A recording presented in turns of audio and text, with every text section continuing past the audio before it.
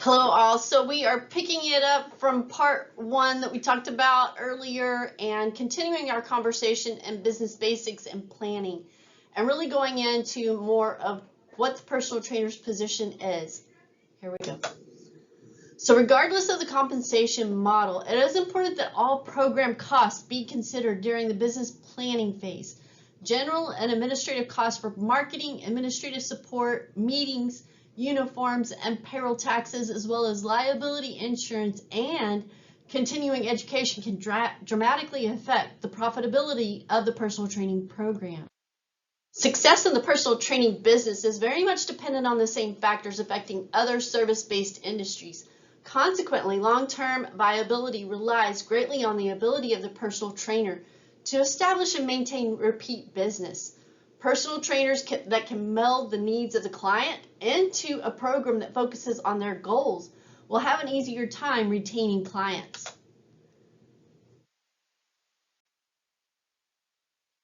If you look at pricing concepts, price is the value or worth of something or some service.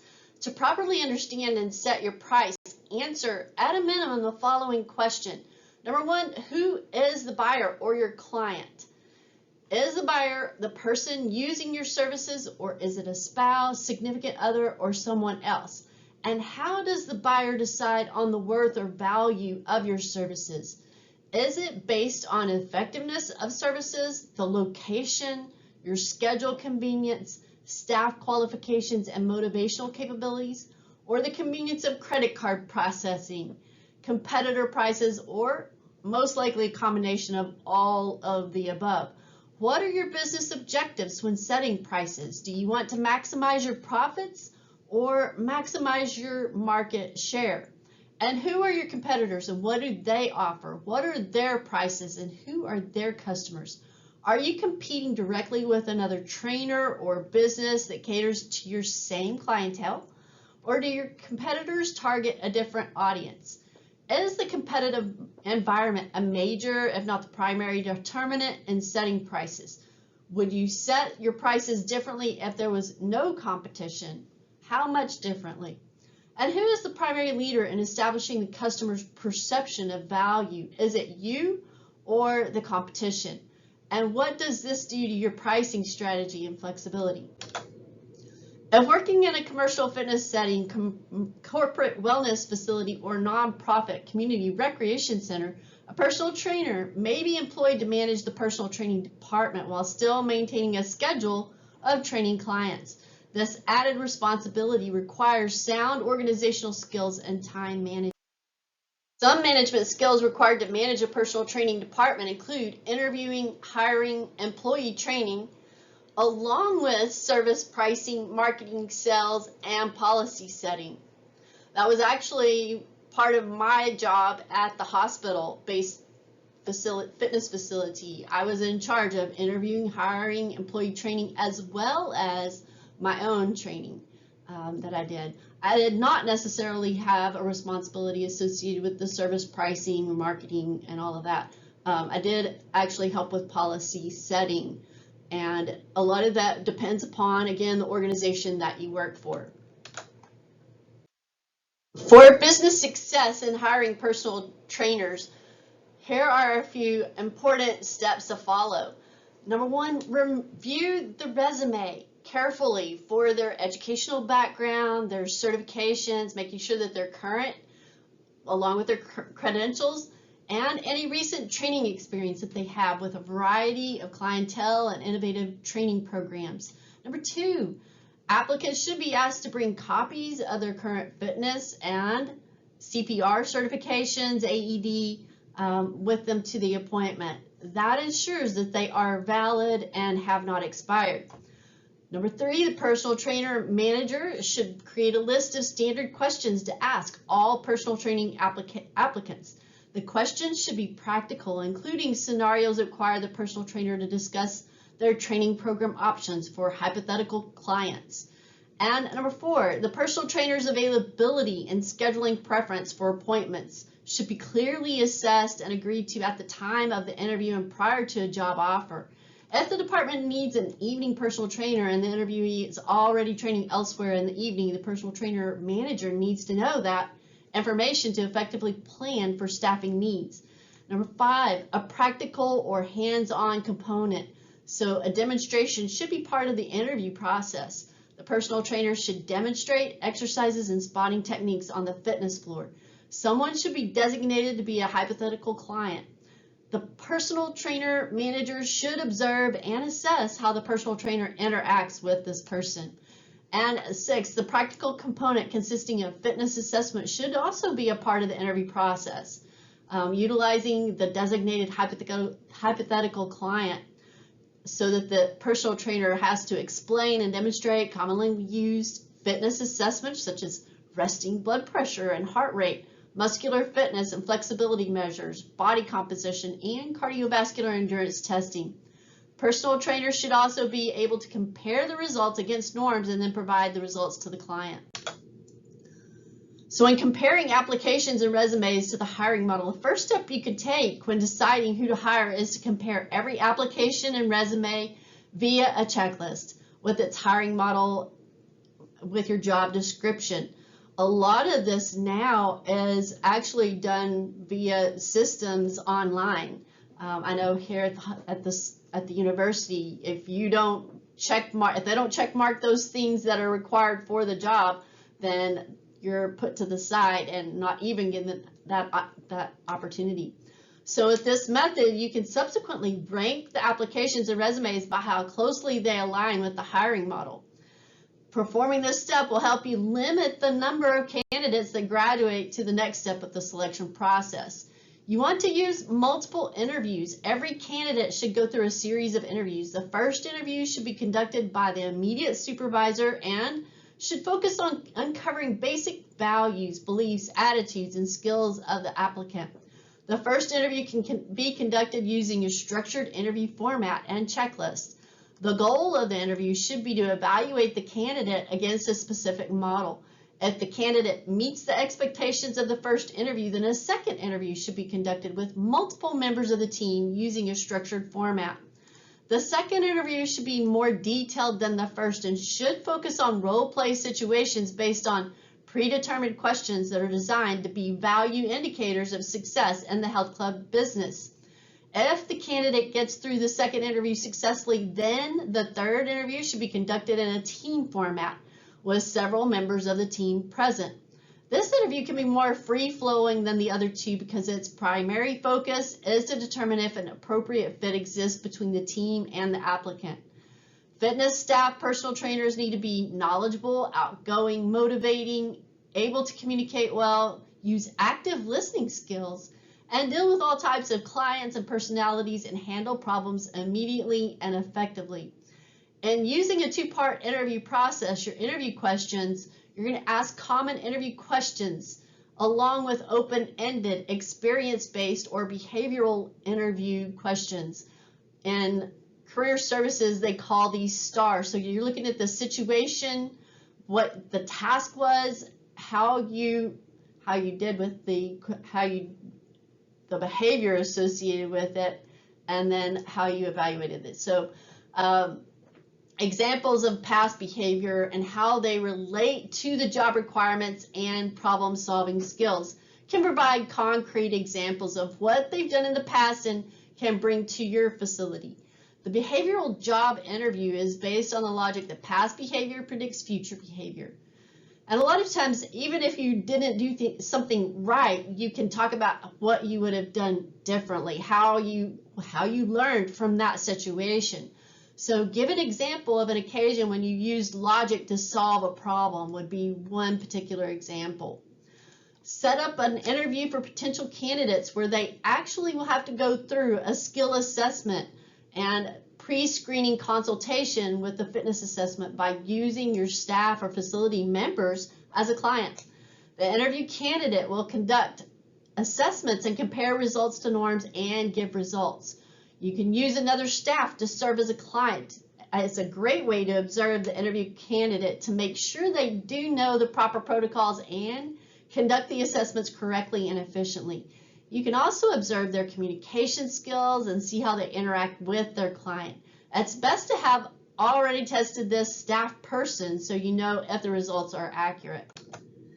The personal training manager is ultimately responsible for the safety and customer satisfaction of every personal training client. Therefore, it's necessary to set standards for delivering personal training services in a manner that is consistent with industry standards for safety and will ensure that excellent customer service is consistently delivered. First, you want to make sure your personal trainers give their undivided attention to their clients. This means that they must watch their clients at all times and spot exercises with appropriate techniques. Policy parameters should be specific.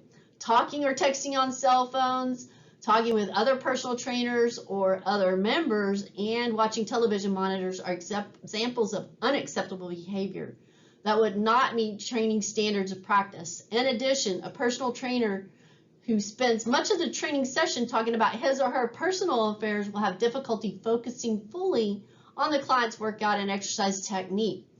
The personal trainer must begin training sessions on time and end training sessions on time and respect the client's time and schedule. There should also be a standard dress code or uniform for an organization's personal trainers. If possible, personal trainers should wear a shirt with the facility logo and the words personal trainer. The shirt, along with established standards for pants and shoes, will ensure a professional look for your professional training department while also providing advertising to other members. The personal trainer should keep written documentation of every client's workout as well as any measurements, tests, and performance tracking for that client. The personal training department manager should provide a standardized training card for personal trainers to use. There should be a designated locked cabinet where the training cards are kept with the client's written consent. The training card can be made accessible to other personal trainers. Another option would be a computerized program where client workouts are stored and can be accessed by the client and their personal trainer. A client confidentiality policy should be maintained. Personal trainers should be reminded that they should never discuss any client's personal information with others. They need to respect their client's privacy and be trustworthy. Honesty and scope of practice standards should be emphasized. If a personal trainer does not know the answer to a client's health or fitness related question, the personal trainer needs to admit that he or she does not have that information but will volunteer to research the topic and provide an answer at the next training session. If the client is asking for medical advice or a diagnosis, the personal trainer must not overstep his or her scope of practice, but should explain that the client's needs to consult their physician or healthcare provider for that information. Ideally, the personal trainer should establish a network of allied healthcare professionals through which referrals can be made to physicians, physical therapists, dietitians, psychologists, and other healthcare experts. Personal trainers must maintain current personal training certifications, CPR, first aid, and AED certifications, and liability insurance if it is not provided by the fitness facility. Records of certification and professional liability insurance should be kept in employee files. Personal trainers should be encouraged to continuously read, learn, and stay current on the latest industry standards and the changing trends. The personal trainer manager can subscribe to trade journals and publications and make them available to the personal trainers. Budget permitting, some personal trainers managers can provide an annual educational stipend for each personal trainer, which will subsidize his or her participation in continuing education and maintain personal training certifications. Others provide continuing education credit or units approved in-house educational sessions to make it convenient and cost-effective for personal trainers to attend and earn credit for continuing education for recertification.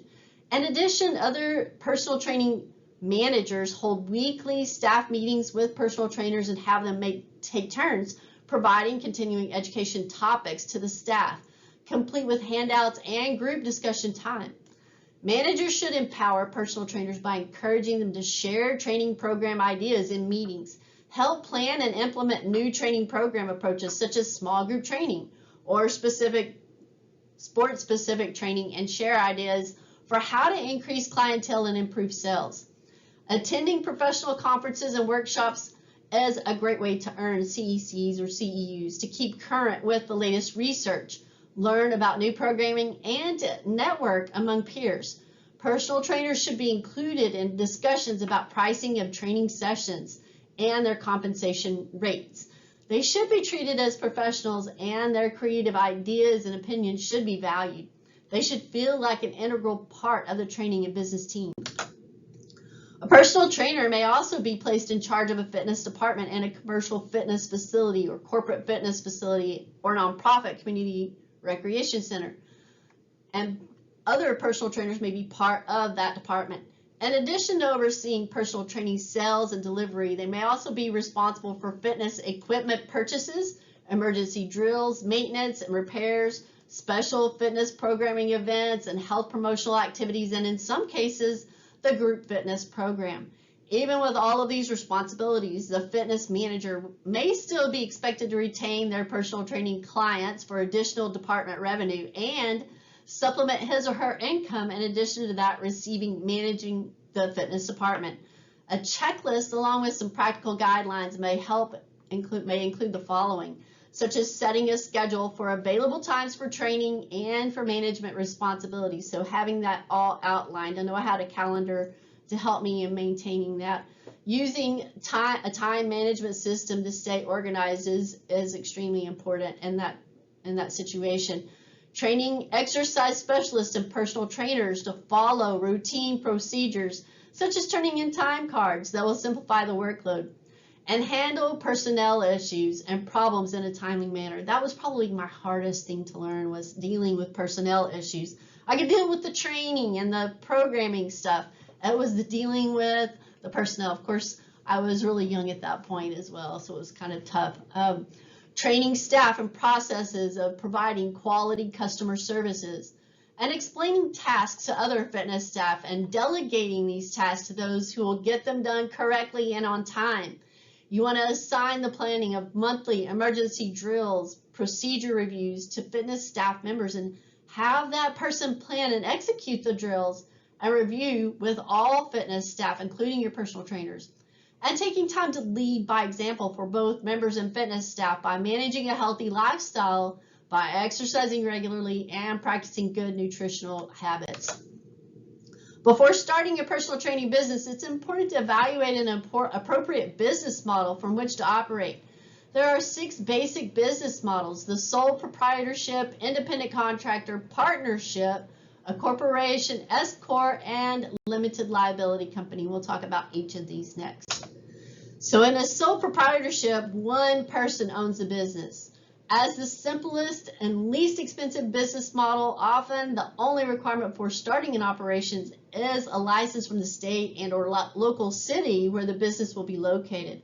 Personal income tax is paid on any business earnings. 2 drawbacks to this model can be your capital expenses for your startup and expansion, and your personal liability for any incurred debt. In the eyes of the law in the United States IRS, the business and the individual are one and the same. Another point to consider as a sole proprietor is the lack of assistance with day-to-day operations when the personal trainer is absent from work, or you are absent from work. An independent contractor provides certain services for other individuals or businesses. Many personal trainers are independent contractors who provide personal training services to health fitness facilities. So the client pays the facility for the services and the facility pays the personal trainer.